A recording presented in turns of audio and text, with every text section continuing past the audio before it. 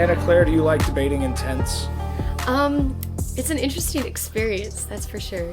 I like it much better this year than last year because last year was 102 degrees and 80% humidity.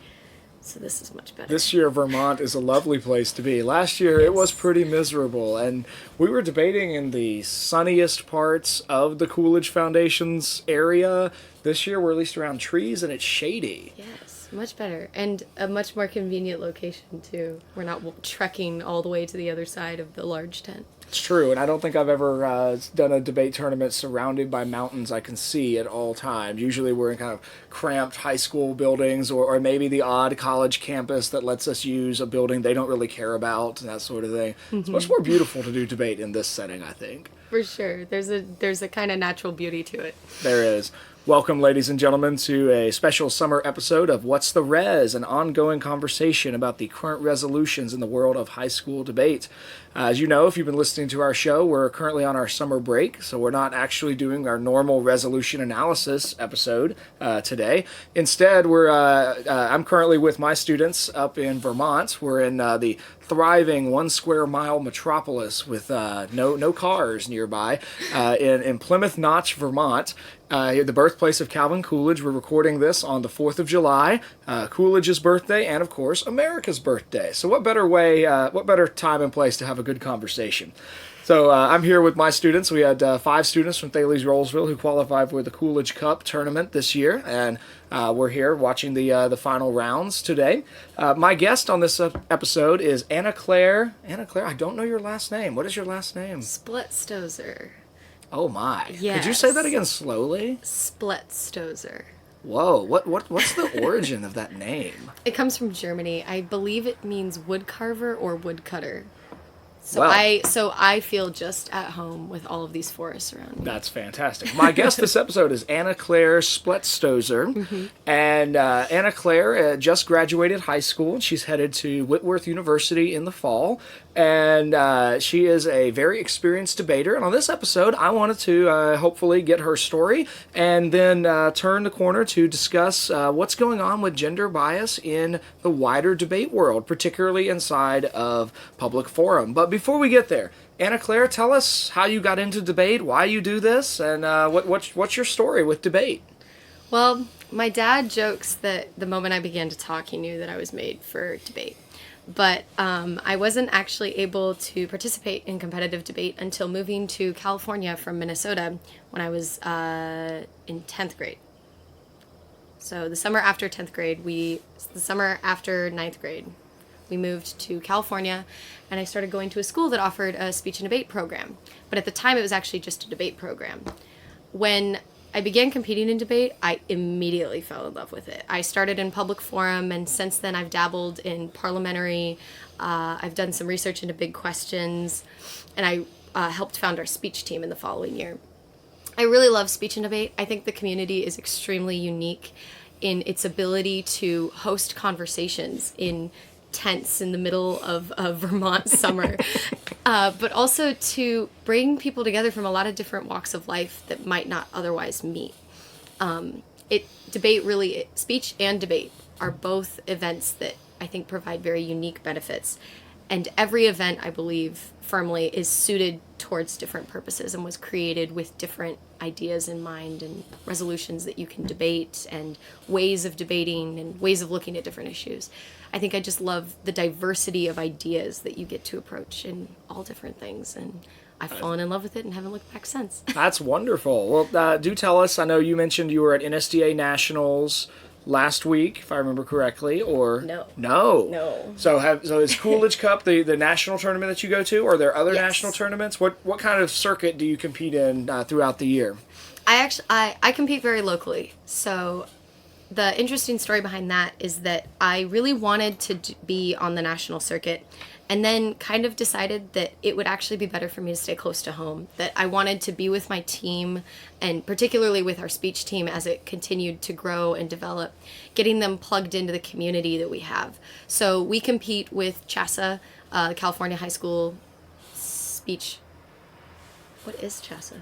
We compete with CHASA The California High School Speech Association. That's what it is. All right. And we compete in a local league that's got probably a couple hundred kids in it, and that all come together on 3 different weekends in a rotation basis, about 5 or 6 times a year.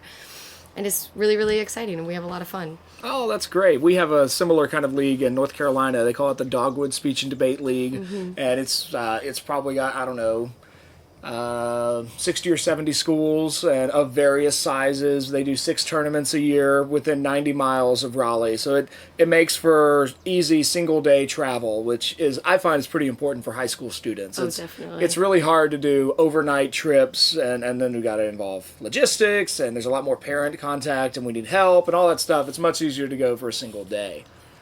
I would say the biggest tournaments I've competed in were the CHSA State Championships. I went once in public forum with my partner, and then another time in impromptu speaking. So I very much enjoyed both of those experiences.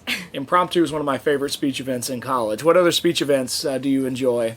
I especially love to hear original oratories. I think original oratory is such a unique and interesting event for students to truly share their ideas from a completely blank slate. But I also did oratorical interpretation, where you deliver a speech that someone else delivered at some point in history. And I had a lot of fun with that. I gave General Douglas MacArthur's address to West Point Military Academy. Oh. I got to embody an old, stodgy military man. I had great fun doing that. I'm sure you did. I have very fond memories of the Douglas MacArthur Museum in my hometown where I grew up in Norfolk, Virginia. And he's from there originally, and there's a museum there dedicated to his career in the Navy. He's a fascinating guy. So you fell in love with debate. Now that means you've really only been doing this for 2 years, if I'm counting, or is it 3 years? About 3, yes. 3 years, and so really, which I find really interesting, because I've met some people who got started with this in like 6th grade, and they go all the way through. Other folks who get into this at various points in high school. So you've done this now for 3 years and found a lot of fun and success in it. Then Absolutely, made so many friends. Got a few trophies along the way. Excellent. But the friends I find are more important. Excellent.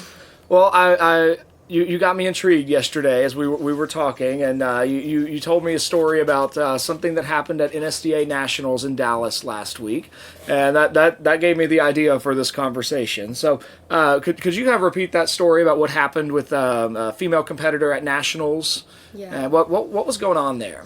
So earlier in this tournament that we're at in Vermont, the Coolidge Cup, I was having a conversation with someone who mentioned that at NSDA Nationals there was a girl from an organization called Beyond Resolved, I believe. And I might be getting a couple details in this story fuzzy, but the gist of it was that while she was on stage, she held up a sign that showed the gender disparity in the number of finalists that were at NSDA Nationals. I believe it said only 2 out of 28 are female. Because despite females making up a significant portion of the debate community, there are several kinds of pockets of events where there's a huge gender disparity. And it varies on circuit to circuit and tournament to tournament, but there is definitely a gender disparity that doesn't match up with the number of competitors that exist in the sport. So they were trying to call attention to that on the national stage. Oh, and I became aware of this when that picture began circulating on a couple different coaches networks that I'm part of, and it sparked a conversation amongst coaches on Facebook about what exactly is going on, particularly in public forum. Yeah. And there's a coach. His name is Rich Kowalik. He's at the Laurel School. He's conducted a study that I'm looking forward to reading, but I've seen the abstract of his study that's looking at breaking down the results of, I believe, NSDA Nationals over a period of years, of looking at the fact that it's much more likely for a male team of public forum debaters to both break at Nationals and then to make it all the way through double octafinals to quarterfinals to semifinals and ultimately that final round. Much less likely, just on the numbers. And and you told me yesterday there's he's not the first one apparently to do this to do this kind of a study. Right. And it raises a very interesting question because, I mean, of course, as debaters, we're all about advocacy and speaking up for those who maybe are not as represented and representing that side. What do you see at stake in this whole question of this gender disparity? What do you see as being significant there? I think conversations about gender discrimination can quickly fall by the wayside when we try to blame just one thing or one group of people. So what I see at stake with something like a sign that says 2 out of 28 is I see a very good and worthy cause that I worry our community might take away the wrong message from. I was just scrolling on the debate Reddit earlier today and came across a thread that was talking about gender in debate. And someone commented something along the lines of, well, there isn't one big bad man that's telling women that they can't be in debate. So what's the real issue here? It's a free country. And I think what we risk is losing the nuance that truly comes from sitting down and having productive conversations about how we can eliminate gender bias, if there is a gender bias. If there is a gender bias, whose fault is it? Is it no one's fault? And just becoming more I worry that we would become less thoughtful as a result of the high emotions that run around a topic like this rather than more empathetic. Because I believe that we can have empathy and understanding for female competitors who are disadvantaged in some ways, but I think we can also take it on a case-by-case basis and really sit down and listen to people's stories and hear what they have to say about what they've experienced, while still taking into account all of those lovely studies that give us actual numbers and data to work with. Which are helpful, because that certainly lets us be able to kind of quantify and to really kind of, it does seem clear that I think you laid it out as a math problem yesterday. In the sense that if there's if one third of participants are female, well then it does, and if everything is equal in terms of skill level and coaching and research and all these other variables, if all those variables are equal, then we should expect to see the same proportion in that number of people who break to finals. Absolutely. And then, of course, following the tournament logic, that's going to get winnowed ever further with every out round. But we should expect to see a general proportion be represented there. Mm-hmm. Now, I am curious, as a female debater, have you experienced either implicit or explicit gender bias in your debate career in high school? I'm sure it's happened before. I definitely remember getting a ballot back from a judge once in speech who said that he thought that my portrayal of an old white military man was not, quote unquote, fitting to my character. And I have yet to ever hear of someone make a complaint to any other competitor about that in speech. So that might not necessarily be a gender thing, but it did revolve around gender. And I remember walking away from that thinking that that was very odd, because the entire point of acting, and particularly with delivering an oratorical interpretation, is to completely embody someone who's very different from you. And you kind of judge people based off of how well they can do that when it comes to giving a speech. So that was a little bit of a frustrating comment related to gender in debate and speech that frustrated me. I've also had... I don't know if I want to tell this story. Okay, I'll think of a way to tell it. Okay. I have had. You don't have to tell the story if you don't want to. It's okay. That's fine. We can edit all that intro stuff out if you want to. You're good. All right. I also once had an adult in my life tell me that they thought that when I was paired with male partners, I wasn't very cooperative. That was a very interesting comment to receive, because I wondered what that meant, in the sense that perhaps it was... The hard thing about that is that I think it's really hard to break down exactly where that could be gender bias and where that could truly be the fault of mine. What I found interesting about that was that they were not saying that I was an uncooperative partner. They specifically came out and said that I didn't cooperate well with my male competitors that I competed alongside in public forum. I found that to be a very interesting comment as well. So with instances like that, where I always kind of come back to is I wonder where along the line we can do something and where along the line we just need to be understanding of situations that are somewhat inevitable in the status quo and are just always kind of going to exist to some extent. I think that there are certain things that we can change, such as possibly not giving gendered comments such as that to people where it doesn't really seem to be necessary. I think that in my opinion, there's nothing wrong with me portraying a male character. As long as I am not saying that I am male or claiming that I can have all those experiences, to me there doesn't seem to be anything wrong with that. Additionally, I would rather someone address my uncooperative behavior rather than try to make it a gendered distinction about me not interacting well with male counterparts.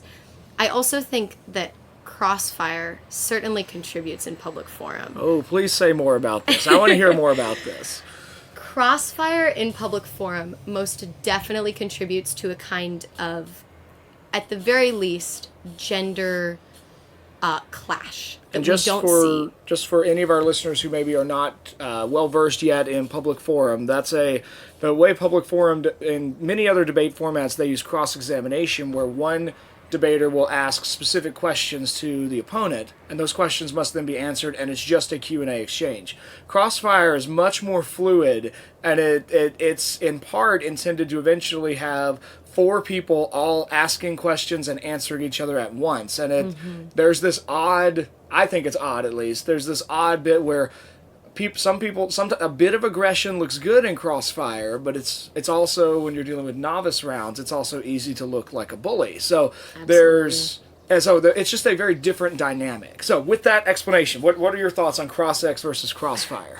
What I have taken away from cross-examination is that I understand that my emotions can get away from me when I do something like crossfires, especially the grand crossfire. There are two crossfires in public forum where it's just you and one other person. And that's a little bit easier to manage because you kind of trade off taking questions one after the other. But then you get to the grand crossfire where all four speakers are able to talk at once. And they often do. They often all talk over each other. And what it usually devolves into is a kind of contest to see who can talk the loudest and the longest and get their point in. And it turns into not a Q&A, but it's more of I can make this point right now. I have had many interesting experiences in crossfires. But one of the things that I remember reading in a study was that in the CHASA booklet that they hand out, the brochure of all the events that happened at the state tournament in the 2018-2019 year, on the first page they listed a study that was conducted, I think, by two young economists, if I remember, that had just graduated from NSDA. And they looked through a bunch of ballots, they digitally processed them, and evaluated the content and the criticism that was in each of them. And what they found was that young women competing in debate were evaluated and criticized for being emotional 10 times more often than their male counterparts. So part of me wonders if that definitely comes back to crossfire, because in my personal anecdotal experience, I think I've seen that take place where when I've seen that emotional kind of criticism come out in some of my own ballots, but I've also seen it come out against this general prioritization of an aggression over a quieter criticism of an argument. And I think that Grand Crossfire in particular is just where we kind of see everyone's faults come out in that sense. And everyone begins shouting and yelling and arguing with one another to the point where judges sometimes have to go, all right, let's take a minute and then come back to this. I find that very interesting because and that's fascinating. I'd not really thought about the way that Grand Cross kind of heightens really everyone's emotions in a way, and that might then that then can be read by judges in various different directions. I think it's interesting in part because the coaches' conversation on the Facebook thread I'm thinking of mostly revolved around somehow changing the training that's given to judges. And there was one person who suggested that there needs to be a cultural competency element that's included in every judge training. And what you're suggesting is a different element. Nobody in the thread that I'm thinking of had, I think, 20 different coaches from all around the country with several dozen others reading the thread as well.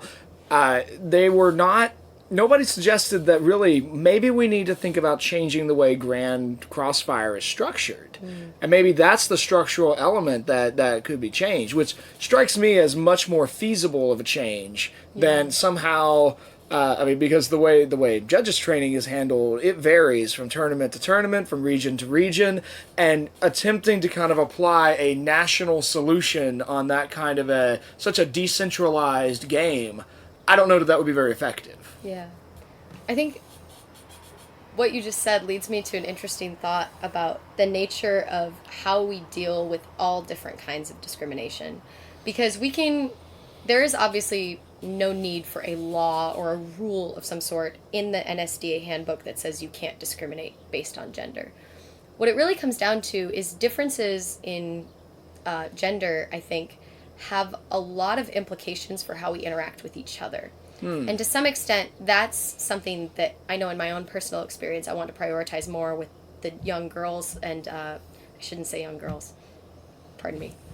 I know in my experience that's something that I want the young women that I coach and help someday when I hopefully become a speech and debate coach.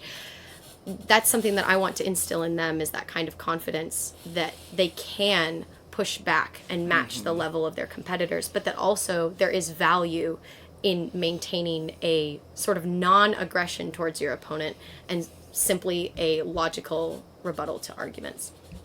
I think that gender in and of itself is a very complicated mesh of the nature and the actual chemical imbalances that exist between different brains, and how that isn't by any means a detriment, that can be a help and can contribute to different perspectives, but also the nurture and the way that boys and girls are raised, and then also the media that we all receive, and how the different kinds of messages and people that we interact with on a daily basis are going to form and shape the way that we think gender norms should be. And I think what happens is that sometimes our community has a tendency to want to solve the problem nationwide without taking into consideration for what they can do on their own teams to provide an encouragement and even short-term solutions in their own practice rounds to how can we help solve this problem instead of only thinking nationally. That's fascinating. I like that idea of almost the sort of a different application of the think locally concept, that maybe it's less about how do we change a national issue that definitely seems to be statistically reasonable. I mean, it's reasonable at least to say that's a statistically realistic thing that's happening, but how do we adjust really much more on the local team level? How do we, and really how do we structure team interactions such that young men and young women in competition can really play to their strengths and recognize and kind of grow in these other areas? As I know, I've had a couple rounds where and I don't know if this may be a failing in my part in some way as a judge, but I remember a couple of rounds where, and there were novice rounds, and novice rounds are always interesting in different ways. But in this case, it was two young men who had this was a novice round in September. They had just come back from debate camp in August, and they had learned a lot of new speed and aggression techniques. And they were going up against two young women who clearly had not gone to that debate camp and had not picked up these speed and aggression techniques. And I at least found it kind of brought out my sort of protective instinct in a way to think like, whoa, y'all are going really rough on your opposition. I mean, I don't think it should harm these young ladies that they're not kind of clearly just coming out the gate almost angry in the way that they framed their debate. But that's the level of aggression that their male counterparts were kind of setting. I talked with her coach afterwards, and coach was female, and she just said she recognized, oh yeah, we've been working on toning down their aggression. And it wasn't, she was actually kind of frustrated that they had gone to this camp and picked up some of these other tactics that she was not a fan of on their team, and she was trying to kind of help tame some of that. So maybe those sorts of interactions, and really each coach kind of working, how do we make debate a welcoming environment for everyone?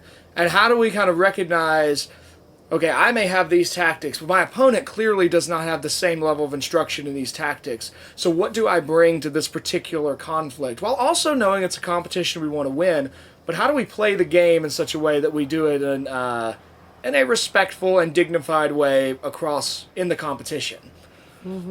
Yeah, most certainly. I think that exact scenario that you just described of two male competitors who have maybe gone to a more national circuit type camp where they're learning more aggressive questioning methods and how to even just engaging with the general culture that is inherently more, I think, aggressive on the national circuit as a result of just competing more. Seeing that kind of aggression come out in a round against competitors who are just unfamiliar with it, which generally, just because of the statistical differences, are more likely to be women. I think that I've seen that exact scenario come out several times. It doesn't on the coach side. When I have competitors, male or female, who encounter that level of aggression in round, it's particularly for novices. For my varsity folks, I tell them basically, toughen up. You can handle this. You know what to do. For my folks who are brand new at this, oh my goodness, it's so demoralizing for them to hit that response and then have no idea what to do. And so, but it just becomes a different conversation. But I think that too is part of it.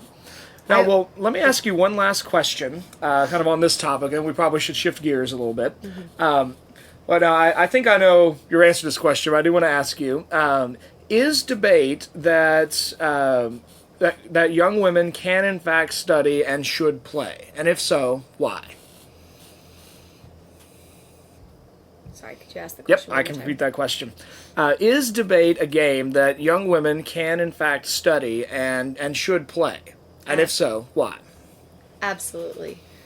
I think that young women are just as capable and competent as the young men that they grow up alongside to engage in debate and speech.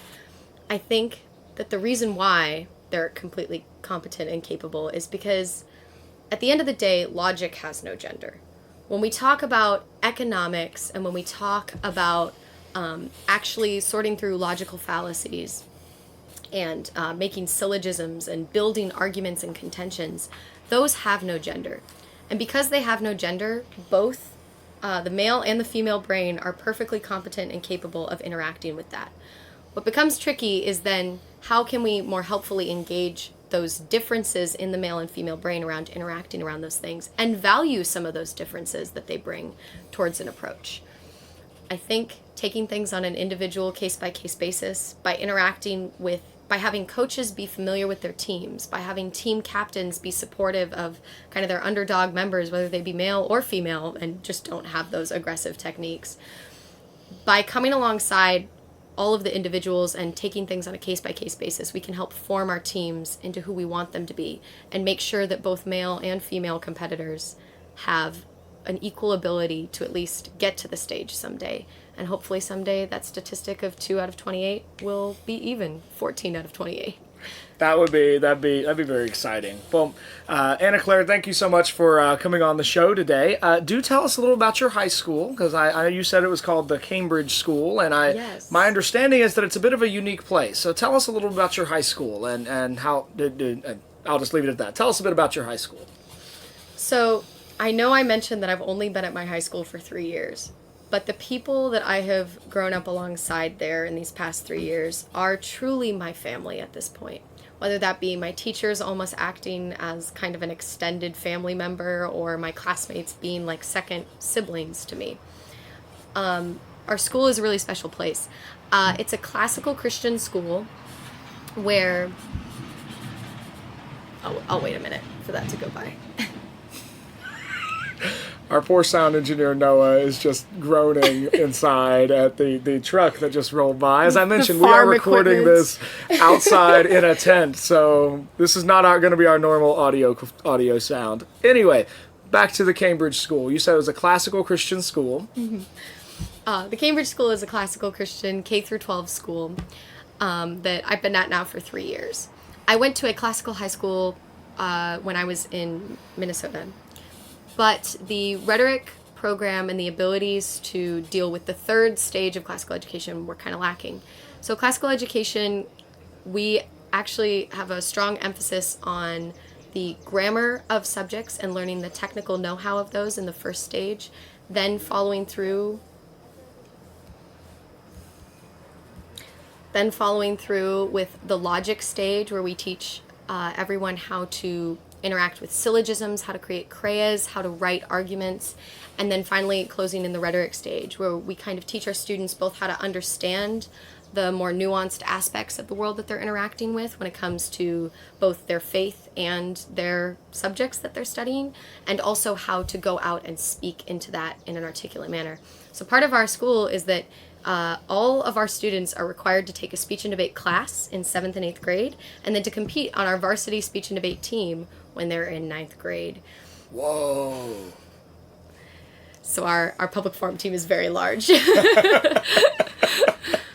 How many total students at your school? Roughly, ballpark it for us. Good question. Our younger grades are massive, and our older grades are a lot smaller. So our school is very much growing. I want to say we have anywhere between 150 and 200 students now. Okay. But our high school is very small. At the moment, it's about 80 or 90 students. Okay. That makes more sense now that I'm thinking about that. Yeah. Okay. Well, have you found that really that classical education, did it prepare you well for going out and competing against students in kind of I'm sure you, in your league, you compete against public school students, other private school students. I assume, I certainly hear you've competed against the odd homeschool student or three who seem to pop out of nowhere and do very, very well in competition. Yes. But has your classical education prepared you well for competition? Absolutely.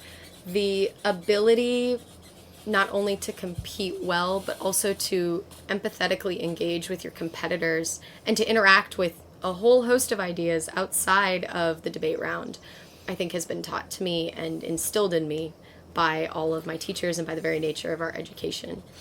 Fantastic. Well, do tell us where you're off to next now that you're done with high school. I will be headed to Whitworth University in Spokane, Washington. I'm very excited to go and be a part of their speech and debate team there and to engage with a whole bunch of new ideas in a completely new environment with new people. I think that the people that we debate alongside and speak alongside and learn alongside are, at the end of the day, what really matters, and it's what we can come back to and engage with years later when we've forgotten all about the things that we debated about. So true. So very, very true. I'm not sure we will care that much about unilateral free trade as a unique term 50 years from now, but hopefully the friendships we formed over this tournament will endure. Anna Claire, thank you so much for coming on What's the Res? Ladies and gentlemen, you've been listening to a special summer episode of What's the Res, an ongoing conversation about the current resolutions in the world of high school debate. We're on our summer series of episodes, so we're not quite focusing on resolution analysis, but instead we've been learning from Anna Claire about the complex world of gender bias and concerns in competitive debate, in particular in public forum. We wish Anna Claire the best of luck as she begins a new chapter at Whitworth University, and hope that maybe in a couple years we'll have her back on and find out what happens in in college speech and debate. If you like what you've heard on this episode, then please do head over to Apple Podcasts. Leave us a 5-star review. If you want to get in touch with us here at What's the Res, you can do that by emailing us at whatsttheres@gmail.com, or you can follow us on social media. We're on Reddit, Twitter, and Instagram with the hashtag @whatsttheres_. If you have any interest in... I lost my train of thought. What was the last one? Oh yeah, if you want to find us on Facebook, you can find us on our Facebook page. Literally, it's called What's the Res? I should also mention, if you are interested in listening to actual recorded debates between real people, you can do that by through accessing our premium content. We have a series of episodes that are focusing on two people, one affirmative, one negative, on a current contemporary resolution. We've got adults debating adults. We've got high school students debating high school students. You can find those on our Podbean account. You do need to use Podbean to access those. You can access those for $3 a month or for a year-long pass at $30. So we hope to encourage your love of debate, and I hope that you're listening to this episode, you have a better appreciation for how speech and debate can be a healthy exercise for young men and for young women. Until next time, work hard, speak well, and seek truth.